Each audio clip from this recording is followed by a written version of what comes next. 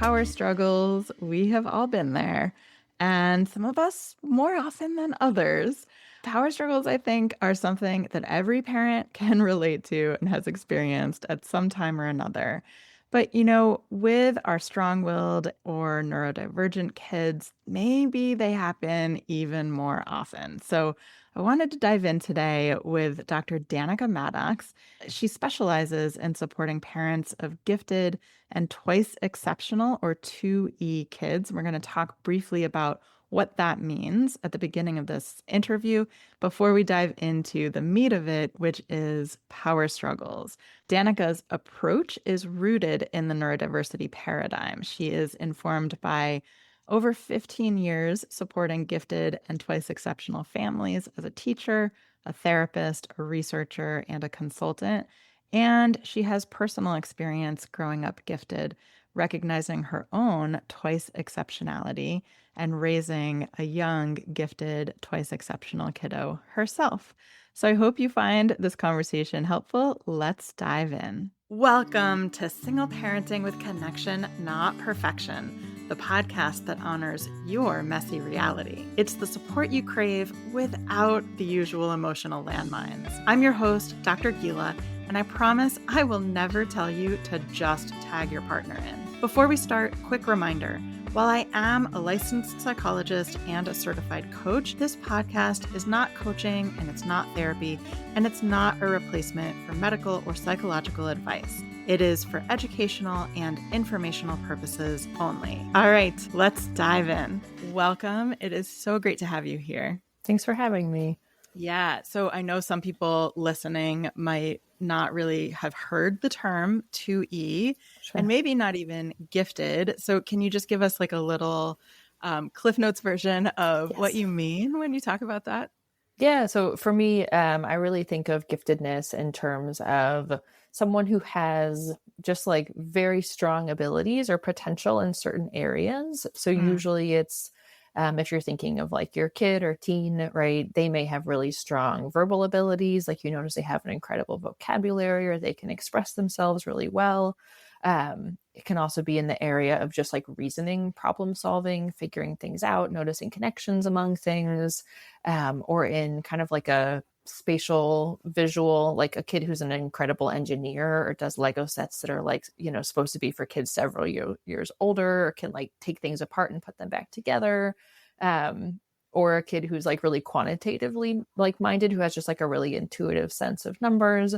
Those are some of the key gifted areas. And most gifted kids aren't really strong in all of those, but they might be really strong in one or two. And they just tend to have stronger abilities in those areas than just the typical kind of bell curve, right? Other kids their age. And so that can be really fun and exciting, like, and a source of a lot of exploration or talent. And it can also make parenting like different and challenging in different ways than other folks experience. Yeah. And so all the examples you gave are like giftedness in cognitive abilities, like thinking abilities. Is that really what it refers to? That's what I focus on. I mean, some folks also look at like, there's like athletic giftedness, musical giftedness, and talent, things like that. A lot of cognitively gifted kids are also academically talented. So there's also kind of kids who do very well at school or in academics, but those aren't perfectly correlated. So, and I would say for a lot of twice exceptional kids, like academic, they may be excellent in understanding, but have a hard time like producing, or they may have dyslexia. Because I'll say twice exceptionality is basically someone who's gifted and has another form of neurodivergence or gifted with a disability. So this would be someone who's gifted and autistic or gifted and an ADHD or gifted with sensory processing differences, gifted and dyslexic, gifted in dysgraphia, that kind of thing. So some of those folks really, school's not a good fit, typical school, or they have a hard time reading or writing, or, there's things like that. But that's the families I work with, is folks who just know their kid is, I specifically focus on kids who are emotionally intense and also gifted and twice exceptional. Yeah, those are kind of the definitions of gifted in 2E. Right. So there's a cognitive skill that's exceptional in one direction and then another that's exceptional in the other direction, so to speak. I don't actually think about it that way anymore. I Okay. used to. And a lot of Yeah. people who talk about 2E are like, these are kids who are on both ends of the bell curve. Right. But I think from thinking about it from a neurodiversity affirming way, like I don't see those other disabilities or differences as necessarily a deficit. So some kids Mm-hmm. will score in the lower end of the bell curve. Like if you have dyslexia, you may score very low in reading or spelling, but also a lot of gifted kids don't because they compensate by figuring things out kind of through other Right. means. And so they don't score very low. So you might miss those kids if you were only looking for that. And then, like, I learned a couple years ago or realized a couple years ago that I'm autistic. And I think some of the reason it was never understood is because no one saw me as at the end of the bell curve, right? Because it's like, Mm-hmm. well, you don't have like deficits in these areas, but I have really qualitative differences in how I experience the world. So that's why I like to think about it as a neurodivergence, right? Or a difference. And I think with a disability, disabilities can be disabling. Like some people experience their disability as inherently disabling or physically uncomfortable or something like that. But a lot of times it's because there's a mismatch between the way that person works and the world, right? Mm-hmm. It's usually a disability because it's not adequately supported. So a kid Yeah. with ADHD, right? Their brain works differently, but I don't like to think of it as just like, oh, well, they're really gifted and at the high end, and then they have ADHD, so they're at the low end, because ADHD also comes with like amazing ability to deeply focus on something of interest that's Mm-hmm. stronger than other, kids their age. So it's kind of a mix of pros and cons depending on the situation, I Right. guess, if that makes sense. That's such an interesting nuance, right? So it sounds like part of the issue is that it's not necessarily something that's measurably quote unquote low or Right. It right may or may or not be. Yeah. detectably with our right. With So the yeah, tools we have, right? right. But it And is then an exception to the norm, right? It is different than the norm. right, So, right. And then absolutely 100% that sometimes the issue is the environment and yes. the mismatch and that our world is Yeah. not set up to jive with every kind of brain. Totally. Totally. Yeah, yeah, Yes. yeah. And so, okay, so thank you. So you Yeah. work with gifted and parents of gifted and 2E kids, and you mentioned intense also. And I know today we wanted to chat about power struggles, which I know every parent has some experience with power Yes. struggles. But certainly our complex kids, our neurodivergent kids, power struggles, I think, come up even more, maybe.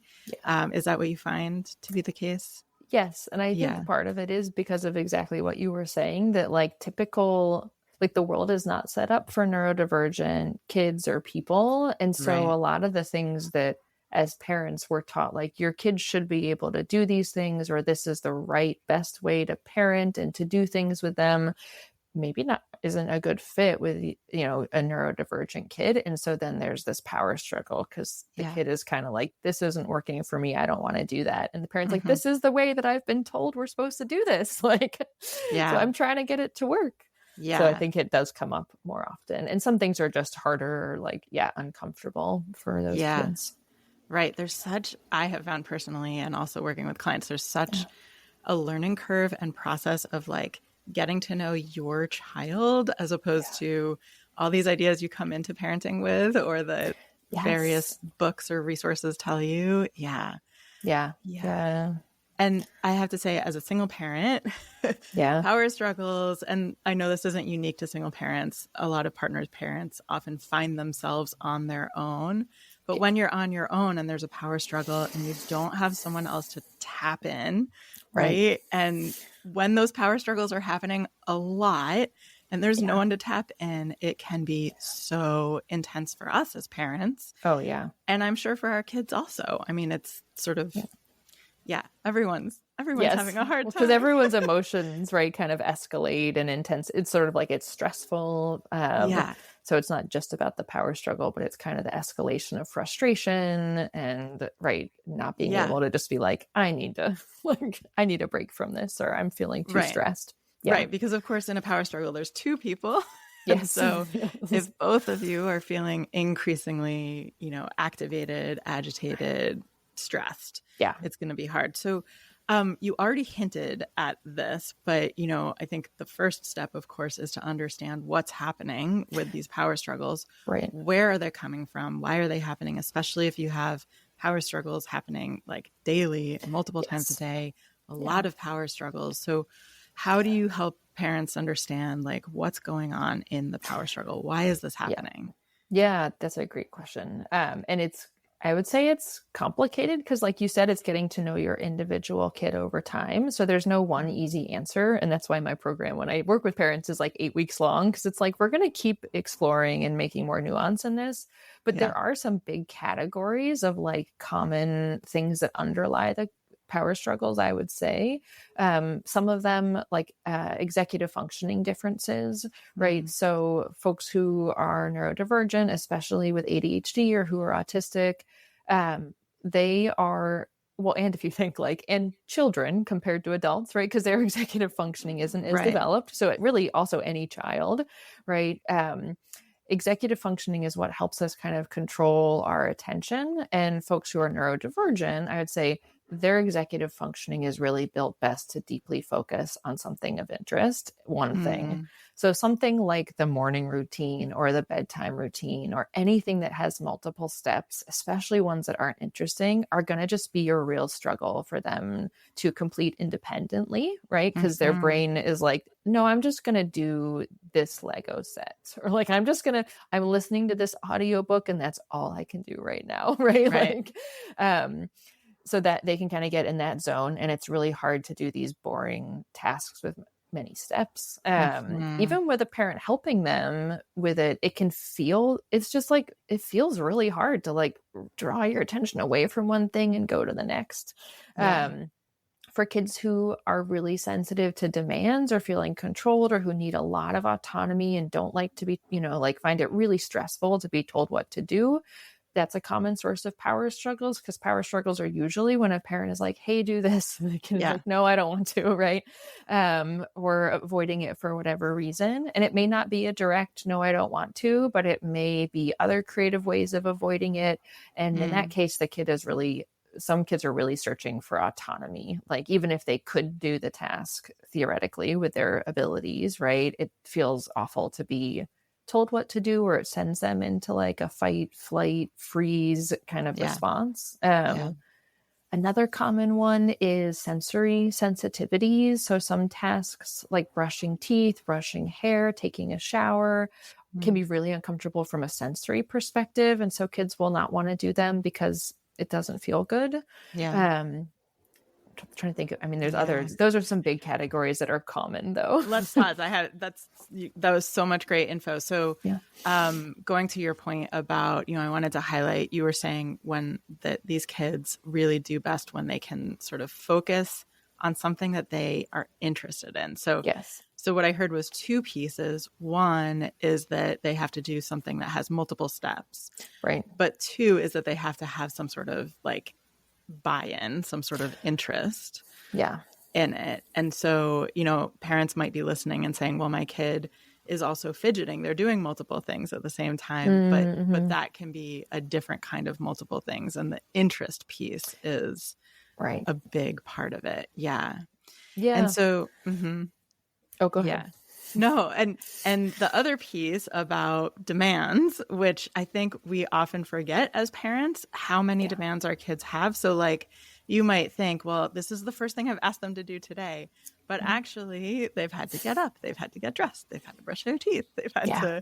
to, do all the things. And there's so many like demands baked into their day that Yeah. even, that anything we ask on top of it, which of Right. course is hard as parents because we need them to do things, right? Right. Right. There's so many things to get done. Like, Uh-huh. Uh-huh. yes. Yeah. Yeah. It's hard. And for some kids, they're even holding in mind, like, I'm getting up to go to school and it's not my choice to go to school. Like kids Yeah. don't have that much autonomy and control in our society usually, No. right? And some families set it up so their kids have more, right? But But yeah, it's Yeah. hard, I think, like for kids who are hypersensitive to that, there's so many demands during the day. For some kids, even Mhm. like having to pee when they wake up, that's their body telling them what to do, and they're like, I don't want to Ah, go pee. I want to be sitting here, and so they're already maybe agitated or frustrated and uncomfortable by those things, right? uh, So yeah, so these, like, it really depends on the kid, how internal sensitive. demands. Yes, yes. Yeah. Or like, I'm hungry, ugh, or like, parents have told me their kid is like, wait, we have to pee and poop. Like, their 3-year-old is getting toilet trained. They're like, and it's like, yeah, we just put this in the toilet. And they're like, for the rest of our lives, like, so you I can see never for some thought of it kids, it's that way. hard. Yeah. Yeah. So anyone who has really intense power struggles, there's often some element of that Yeah. sensitivity to demands or feeling overly pressured that comes into play because the kid's Yeah. just like, oh, it won't stop. Like, Yeah, and, like, one sort of big picture thing that I'm hearing is, and I think it's so important, is that sometimes there is context going on that you're not even aware of. So totally. you didn't know that they were stressed out that they had to get up and pee, which, by the way, I can relate Right. to that when it's cold Yes. out of your bed and you're like, I don't want to I don't pee. want to. Yes. So we have all these, and then the fear or anxiety about going to school Right. or karate class or whatever it might Whatever be. it is. You Yeah. might not even know that there's other things. So you might think this is Yeah. not a big deal. Why are you having trouble doing this? But there's Absolutely. other context. And then Yeah. there was something else you said that I wanted to highlight, which is which I think is important to keep in mind, is that sometimes you know that your child is capable of doing something, Mhm. but in that moment, they're not. Yes. Yes. Right. That's huge. Yeah. And inconsistency is like a key, I would Yeah. say, feature of neurodivergence. Like folks who are neurodivergent, well, I would say we're all inconsistent, right? Or like, Yeah. I think of it as fluctuating capacity, right? So Mm, internally, we all have fluctuations in our yeah. capacity. And we know that some days we're like, oh, I can definitely cook dinner, no problem. And some days it's like, I can't do this today, or I can do No. it, but I feel miserable, or it's like pulling teeth, or, I'm overwhelmed. Yeah. And so, right, I think it's similar with our kids, and it's easy to forget that because we're like, oh, we've seen you do that task before, but their capacity may be lower on a different Yeah. day. And that's true of all kids, right? Or maybe Mhm. they're feeling sad or sick, or they had a stressful day before, or, it could be an internal bodily thing, like not getting enough sleep, or it could be something else. But then for neurodivergent kids, there's just, I think, much more marked in like fluctuations in capacity, Mm, and they tend to be more sensitive to have their capacity drained more quickly by things that are stressful. So mm. they can kind of run out of juice, like Yeah. earlier in the day, or temporarily if there's been something upsetting, like something didn't go their way, they Yeah. may be really, not have the capacity to manage much at all for an hour if they had a Yeah. frustration or disappointment. So, Right. Which brings us back to the power struggles, because yes. then they're more likely to have the power struggles if they're getting to that place of overwhelm more quickly. Yes. Yeah. And Yeah. a lot of the families I work with notice that their kids, not all families, because it's so different for each kid, but some kids are pretty energetic in the morning and have more capacity and can do more things themselves. And then at Mhm. nighttime, those parents have found, instead of saying, hey, get on your PJs, if they just help their kid change their PJs, the kid is even willing to do that and will be Mm. helpful if they're being helped, right? Yeah. Whereas if they're being told to do it independently, they're just exhausted, or they're going to fight or argue or refuse, and it becomes a struggle. So Yeah. sometimes talking about when to strategically kind of come in and either be there with your kid through the routine or just physically help them do it, Mm. right? And I think a lot of parents feel like they've been told they're not supposed to do that that's Yeah. bad, right? Or that they're like, um, yeah, I think there's lots of kind of beliefs around that parents are told, like, that's not okay, or your kid needs to learn independence, or they're never going Mhm. to learn to do that. But a lot of times the kids already know how to do it and can when they have enough capacity, but they're just kind Yeah. of out of, out of steam. And the parents realize, the parents might even feel like, well, I don't want to help them, I have other things to do.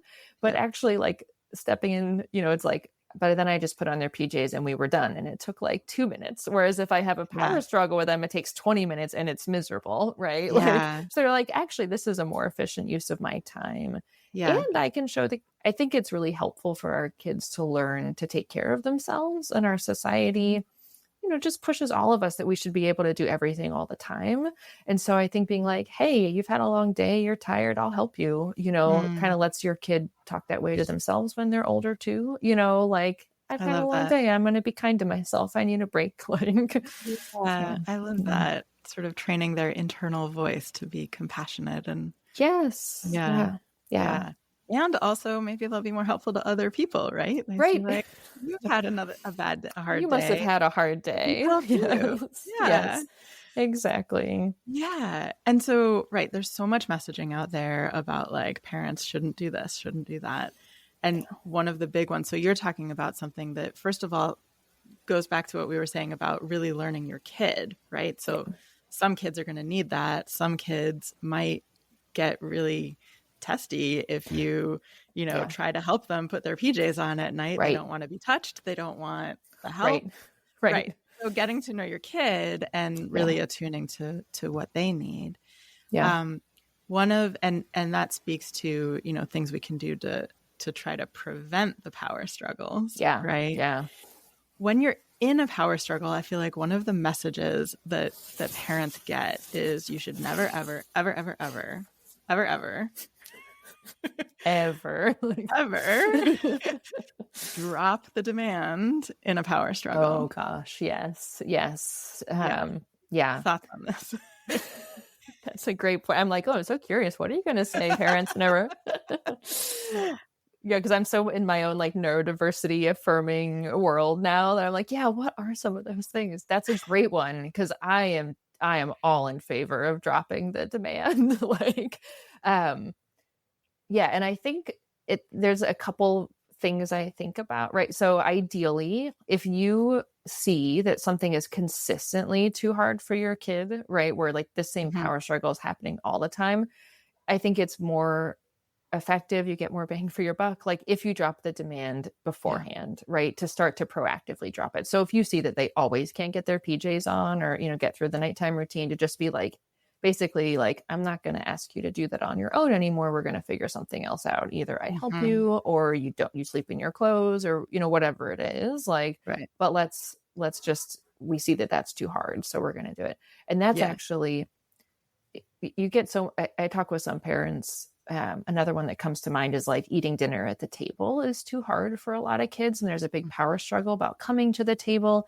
And I'll suggest like, well, why don't you let them eat like wherever they want? Could they eat on the floor? Is there a different place they could eat? And a lot of Mhm. neurodivergent kids do much better if they don't eat at the table, right? So Yeah. I think some of it is feeling this permission and knowing that it's okay to do things in this different way, right? Yeah. And if it's not working for your family, whether or not your kid is neurodivergent, or if they're not, but like if it's not working and it's causing stress, it's okay to experiment and do it a different way. Yeah. Um, so there's that piece. But I think parents will often say like, oh, well, yes, like we don't make them come to the table. But I'll say like, but if you can, but we always like tell them to come, and then there's a negotiation about it. And then I say, okay, it's fine, you can eat there. And it's like, but if you Mhm. can just proactively say, hey, I don't, seems like it's maybe not a great fit. You're always welcome at the table, but you can also eat in these places if you want. Yeah. It saves so much of that kid's capacity, right? Yeah. Because they're not negotiating with you. They don't feel like they have to argue. They have this freedom of like, I can do this thing. Yeah. So It's that's a way really to prevent, yeah. I guess. Yeah, it's really giving everyone permission to acknowledge the child in front of you. Again, right? Getting Yes. to know this Yeah. child's capacity and what they need, and Right. giving yourself permission to let go of those societal pressures of you must sit at the table and eat dinner or Right. your child will be messed up. Yes, And then exactly. the other thing Exactly. that I want to point out that I'm hearing you say, which I think for a lot of parents is itself a big shift, Mhm. is thinking of this as the child is having a hard time, Yeah. right? It's not that Yeah. they won't, Right. it's that they're having a hard time. And seeing it that way, I feel like is really like immediately shifts your mindset of, this is not a, obnoxious, defiant child Pain who in the butt. Like, refuses to yes. cooperate. Yes. It's Right. a struggling child. It's a child who's Yeah. having a hard time. And so you can sort of I think gives parents permission to do the things that support their kids, right? What Because would it's make not this an easier time? Yeah. right. It's Yeah. not giving in to a defiant child. It's supporting a Right. struggling child. Yes. And I will say, like, I 100% agree. And when your kid, probably any kid, but then especially gifted kids, like, it can look very purposeful, willful, Mm, manipulative, like, right, especially bright kids who are verbally capable, yeah. they can look very calculated. But when your kid is acting very mean or hurtful or saying rude things or being when they feel really defiant or like they're being extremely difficult, it's because they're having a hard time. But Mhm. just to acknowledge for parents, like, I know it doesn't look like they are, like, right, Yeah. like, and parents will be like, it feels really yucky, they feel like they're being manipulated, right? But it's like, Yeah. but really the kid, you just have a very smart kid who's working to get their needs met, and they know, like, this is not working for me, I need to do anything I possibly can to not have Yeah. to do that because it feels so hard, Yeah. for Yeah. whatever reason, right? It's so Even if, hard when they're doing when yeah. yes. Yeah. And you're like, Yeah. it Been really there. seems like you're messing with me, but I Uh-huh. know you're having a hard time. Right. Yeah. Yeah. Right. And I'll add, parents have a hard time too, Oh right? yeah. So Yes. like if Yes. when they're doing that, it's like nails on chalkboard and you can't Yeah. keep yourself regulated, that makes sense, right? You're having a Yes. hard time. Oh yeah, Yeah. absolutely. Well, and Yeah. I think that's why, like, there's so many reasons to be in favor of dropping the demand in the moment when you can, because it's like a lot of Hmm. times I think as parents we get stuck and we get so frustrated and so overwhelmed because we're like, this has to happen right now and it's not going to, and my kid isn't. And like, Hmm. I've been there, I was there recently, and it's Yep. like I got activated. My kid's like, you were in the red zone. I was like, thanks, yes I was. Like, you're absolutely right. Like, right. But I realize I'm like, oh, but I'm in some ways co-creating this because I'm like, it must happen, right? Yeah. And to know, like, there are some things that have to happen, but like right then, but they're pretty limited in terms of safety or whatever, we Yeah. just can feel so frustrated. Yeah. So sometimes just being able to drop the demand in the moment, and I think I feel better, and I think it's helpful for our kids, and I know other parents feel better when you put some language around it too, of like, this feels too hard right now, why don't Hmm. we not do that? Or like, Hmm. I can tell this is stressful, or I'm getting really stressed, I'm going to take a break from this, where you're not dropping it of like, okay, you won, I'm going to drop this demand, right? But you're sort of Hmm. really acknowledging like something about this isn't working for us right Yeah. now. Let's just do this instead, or let me Yeah. offer something else, or let's all step away and come Yeah. back. Yeah.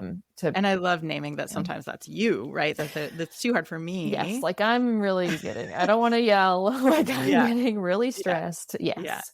One thing that Um, I sometimes like to say is, that's new information to me. Like, I mm, didn't realize yeah. how hard this was going to be for you, because that's really what's happening, right? Yeah. You have asked them to do something that you think they're going to be able to do, and the power struggle shows you, Oh, you were wrong, yes, exactly. This is right? good to know now. And so Yes. that's new information. And I think, I think we as parents, we feel like we have to stand in our ground, right? Right.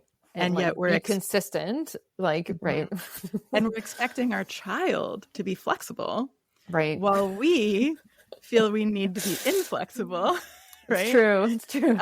And so we're expecting of our child the very thing that we are refusing to do. And so Yes. modeling Yeah. for them that, sometimes we do need to be flexible when there's new information. Yes. And this I being love that. really hard for you is new information, right? I love Um, that. Yeah. yeah. Well, Can okay. I So, mhm. Well, I'm thinking that's a great phrase. Like, and I'll share another one I use Yeah. often too is like, I thank them. And I've written an email, but just like kind of thinking like, oh, Yeah. thanks for letting me know. I didn't realize. Right. Yeah. And even if he's like, now, like, I don't want to do that. I'm like, oh gosh, thanks for Yeah. telling me. I didn't realize. Yeah. Okay. That Yep. interesting.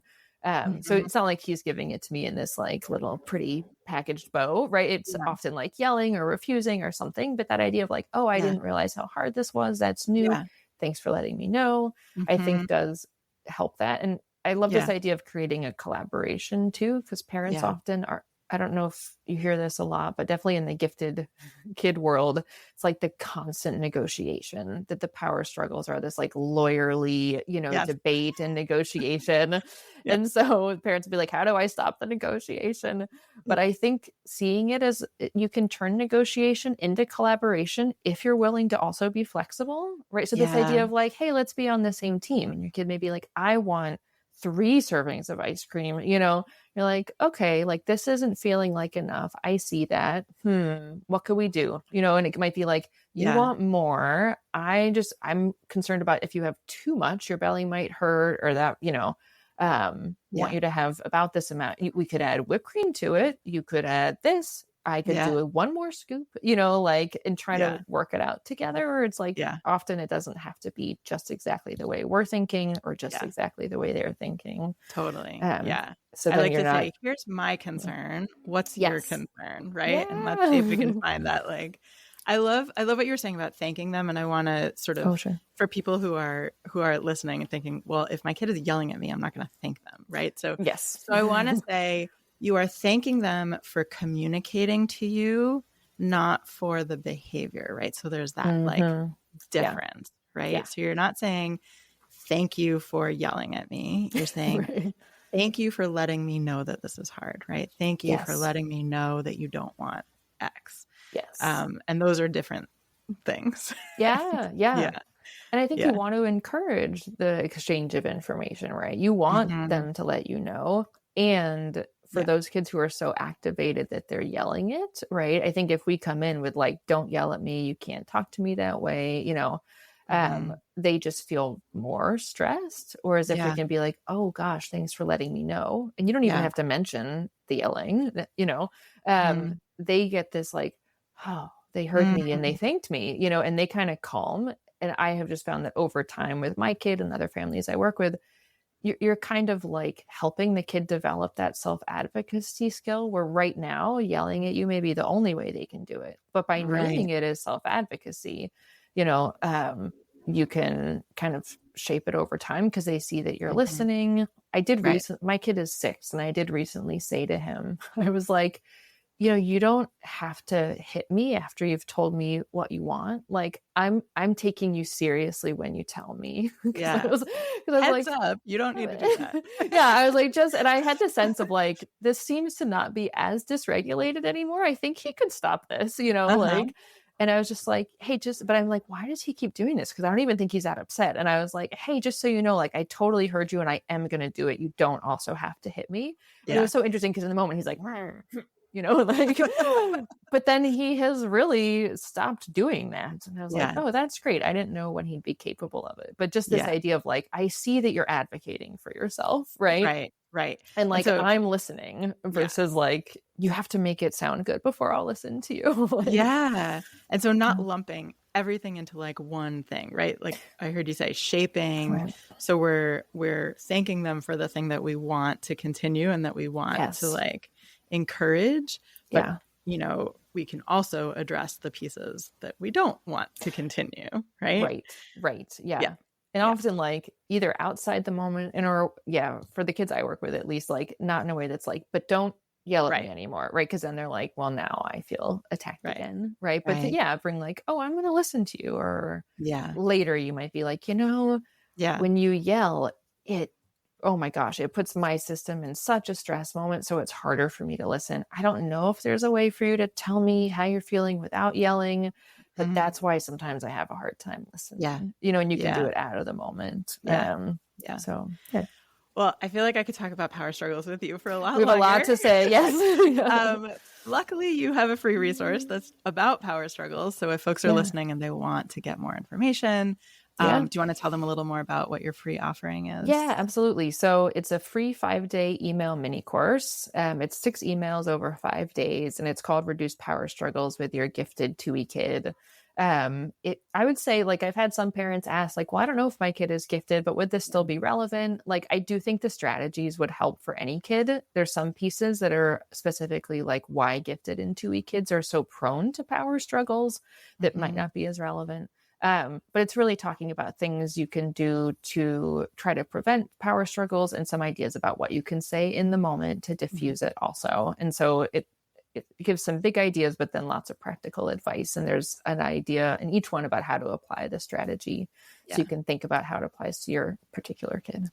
And your child may be gifted in 2E and you don't know yet, right? That Yeah. is very common. Yes. Yeah, it's right. I think a lot of parents, it's hard to know because there's very little education in the general world about what those look like. So if Yeah. you could read it and be like, hey, this sounds like my kid, like, Yeah. then yeah, there's something to think Yeah. about.